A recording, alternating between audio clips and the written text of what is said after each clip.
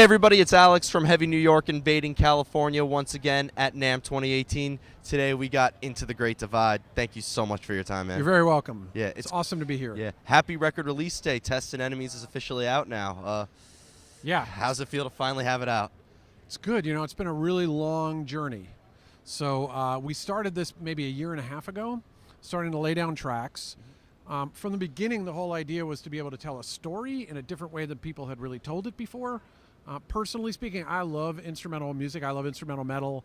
I love guitar-oriented rock, but it's hard to contextualize a lot of times when you're listening to that kind of stuff. You can't really tell where you are in an album. You can't really tell what a track necessarily means. And so what I originally set out to do was to tell a story in a different way. And along the way, we really built a team. We built like a family of people that really believed in telling the story. So as an example, Richard Cheeky, who's produced Dream Theater and Rush and so many others over the years, heard it early on and really came on as an incredible supporter and an advocate for what we were trying to do, and ended up producing and mixing the record. And that was really incredible.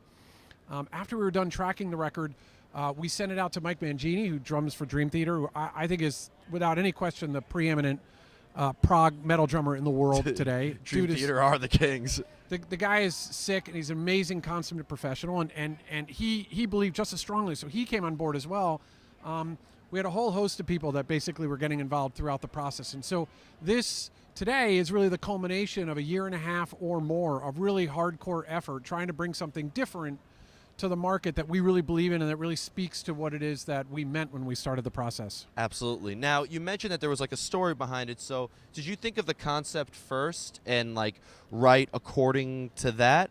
Or did you throw some music together and be like, oh, this would tell a good story? Concept was totally there first. So before we lay down one note of music, we really worked pretty hard to figure out how to tell a narrative story, something that really has a beginning, a middle, and end, and something that people can follow along in an instrumental music kind of way. And so what we started with was narrative. We actually started with a script that we had a voiceover artist read, and we used that really as the germ for each one of the tracks, which we call chapters. And we wrote the music. I composed all the music based on each of those chapters, how it's supposed to make people feel, how the storyline is going to progress from chapter to chapter. So we really kind of laid down the foundation with the narrative, and then we built the music on top of that. Which is a really interesting process, because some people like hear the music first and be like, oh, let's sing about that, or write a riff and we'll write we'll think of the concept after that. It's really interesting how you think of a story and that determines the whole outcome of the record.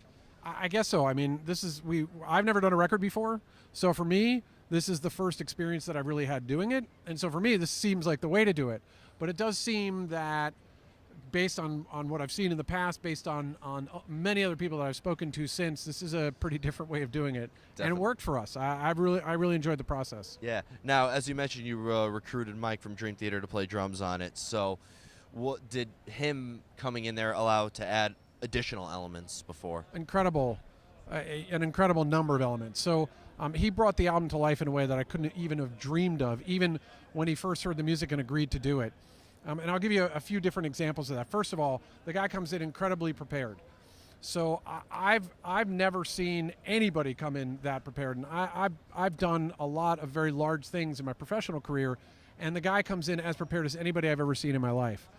Literally, for each section of a track, he'll have 5 different ideas that he can bring to the table, and then we can kind of assemble them on the fly. Then when he actually plays it through, it just brings a dynamic element to it. It brings his personality and his style and obviously his experience to the table, but it also just elevates the whole experience. It really takes it from a place where it was to where it currently is. Definitely.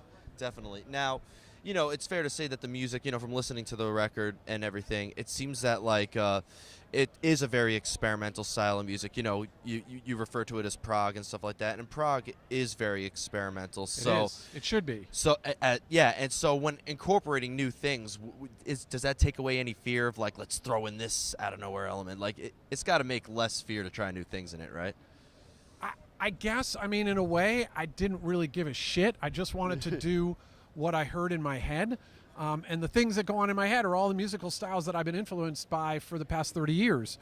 So for me, I was very happy to kind of pay homage in some respects to some of the things that really influenced me, and in the process created something that I hope has its own style and its own feeling and represents what it is that I was trying to get across, rather than just the influences that I was heavily influenced by during the process. Okay. Well, Does that make sense? yeah, it does All right, make good. sense. Just making And sure.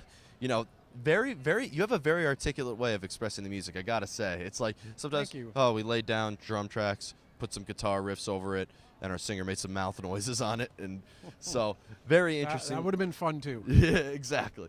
But it's a brand new record. Again, happy record release day. It's like a holiday. It is. It's a holiday here in beautiful Anaheim, California. You can never go wrong with that. Exactly. But can we be expecting any touring or stuff coming out? No, without any question, I'm not going to go out there and play live. But what we have planned are a whole series of different listening events that we're going to be doing throughout the year around the country and perhaps in different areas around the world. Okay. Well, again, Zach, thanks so much for coming Yeah, on. Heavy Thank New you York. very much. Take care. Everybody, Zack from Into the Great Divide. Tests and Enemies is officially out now. Be sure to pick it up. You will absolutely love it. And be sure to check out everything that they have left coming in the future. We'll see you next time as we invade California on Heavy New York.